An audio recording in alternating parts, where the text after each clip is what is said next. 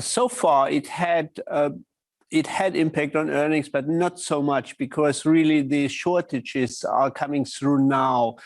We have production bottlenecks just now for the next 2-3 weeks, and then we believe in an improvement of the situation. So we will see worsening figures in Q3, and then recovery in Q4. How robust is this demand rebound? And does that have sufficient momentum to take you into the first half of 2020 with higher sales? 2022, apologies. Yes, we believe it has. We can't really definitely say how COVID is to come back in several of our markets. But our order intake is really high. Electric vehicle sales are strong. Premium brands are doing excellently. And we have a very good order book. And if we don't see a big setback from COVID, we should continue growing first quarter in 21. Herbert, good morning to you, sir. Sorry. Selling cars has never been the problem. Selling profitable cars has always been the issue for you and the rest of the automakers out there. I think that's fascinating. You've raised your guidance for operating return on sales to 6% minimum from 5.5% minimum, top end up to 7.5% as well.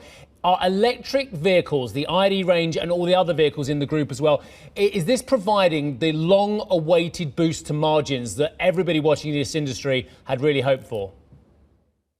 We have been working on margins in the past couple of months and since I took over, because margins are really much more in the focus now. We don't need to be number one in the world, but we have to be profitable, and margins are improving. So we had a good, first of all, we have a better mix towards premium cars. And we are working on the margins, we are working on the cost side, and we are selling higher spec and bigger, higher margin cars. This is our focus, and we are strongly, we are confident that this trend will continue.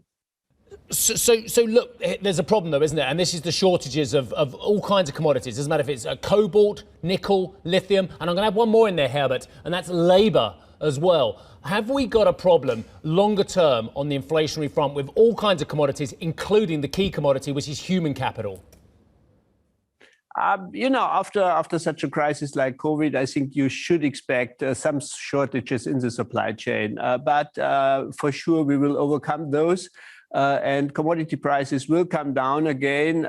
Yes, we have currently shortages. It leads to constraints, which leads to higher prices.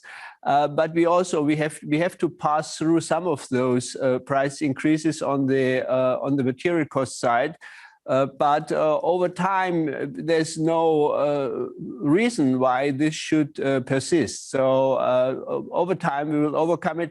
It's always better, and you can see that in the industry, to have one car too little is much better than having too many cars. And this is what's happening. This is why I think the whole sector is improving quite significantly. Herbert, we've got to let you go soon, but very briefly, why is Europcar the right business for you to spend $3.4 billion on?